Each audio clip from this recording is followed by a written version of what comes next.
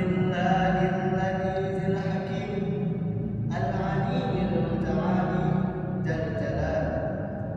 Wassalatu wassalamu ala sayyidina Muhammadin nabiyyillahi wa rasul sayyidina Muhammad salatan daimatan bidawami mulkillah.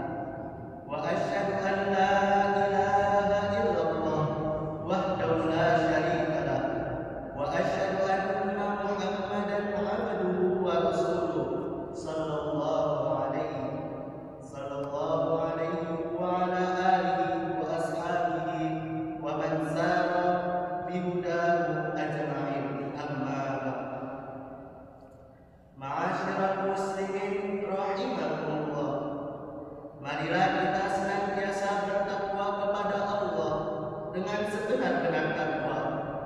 Bukan cuma takwa yang hanya diucapkan dalam bibir, melainkan takwa yang dinyatakan di dalam ucapan dan perbuatan sehari-hari, yaitu segala ucapan dan perbuatan kita selalu berpegang dan berlandaskan apa yang telah disyariatkan oleh Allah melalui agama yang lurus, ialah agama Islam.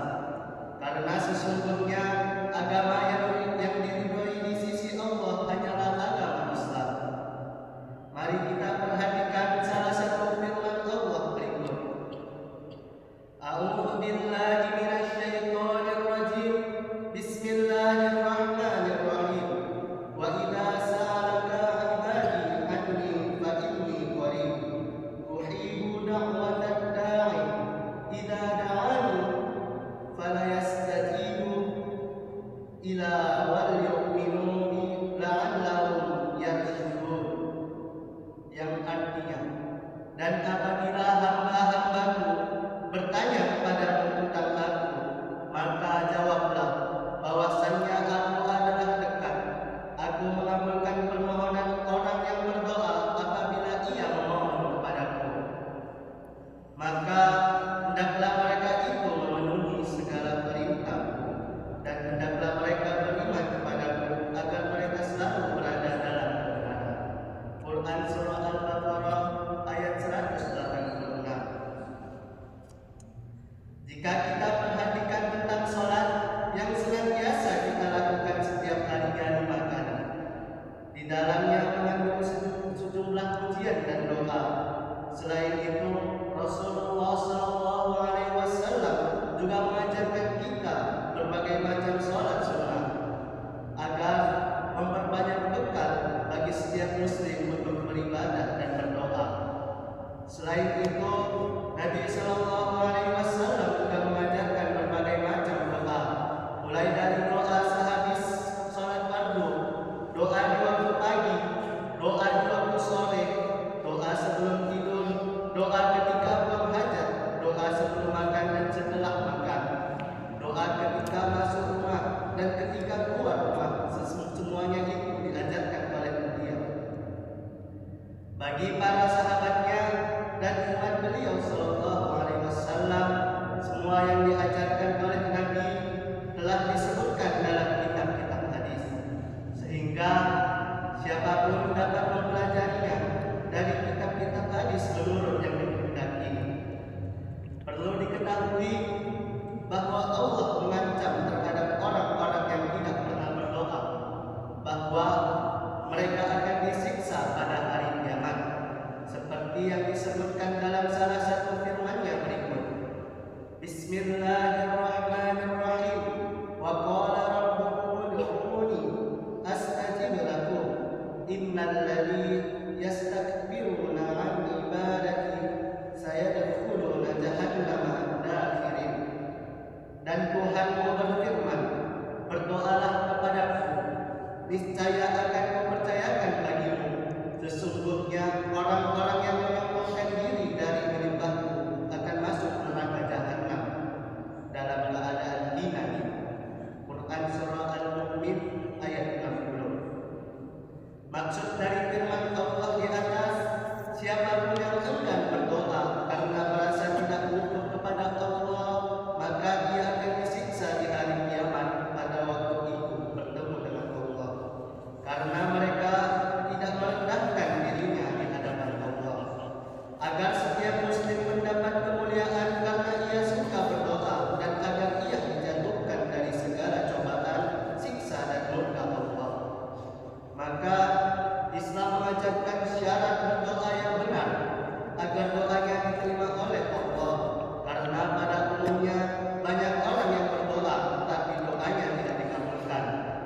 karena ia tidak mengetahui persyaratan doa sehingga ia merasa curiga atau bosan kepada Allah.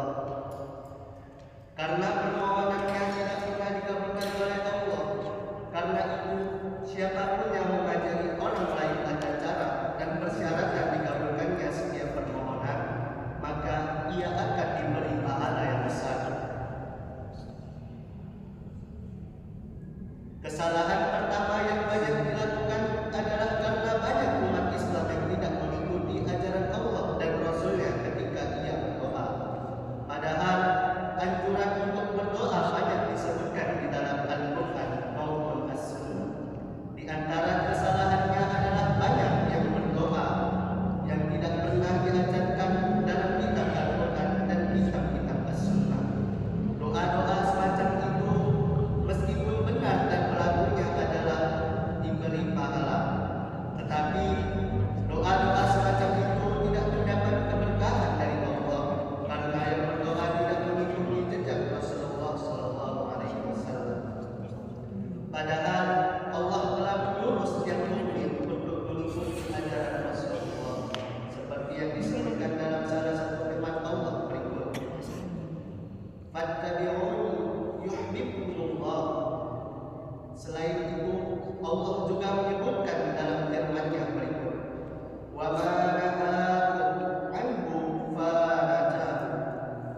Dan apa yang dilarangnya bagimu maka tinggalkanlah.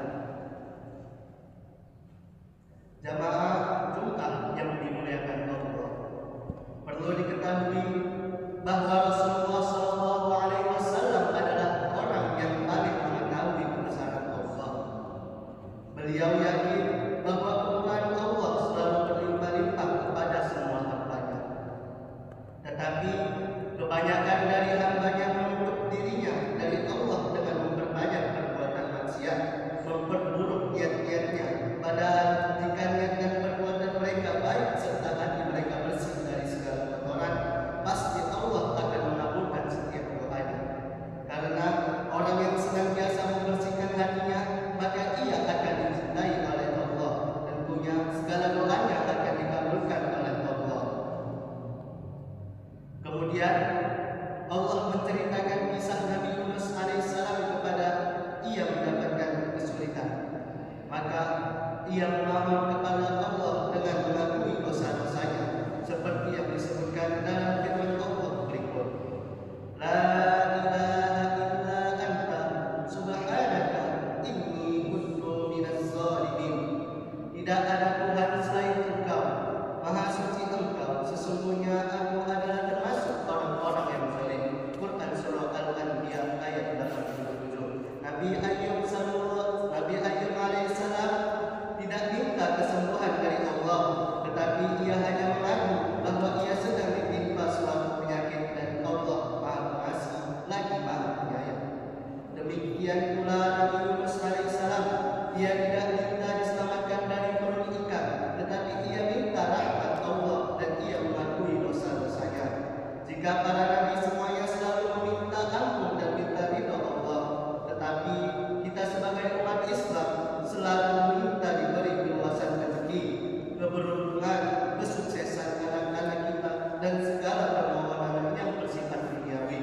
Sedikit pun kita tidak pernah minta ampun kepada Allah. Allah Subhanahu wa taala berfirman, "Innal ladzina amanu wal ladzina hajaru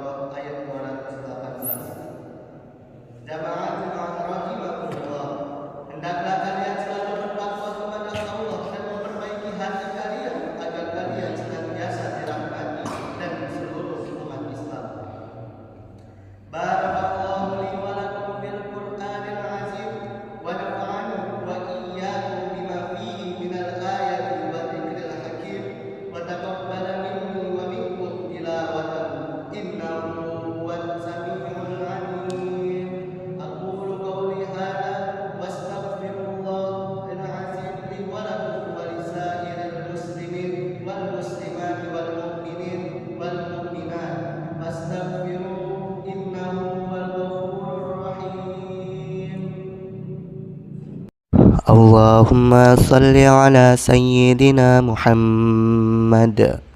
اللهم صل على سيدنا ومولانا محمد.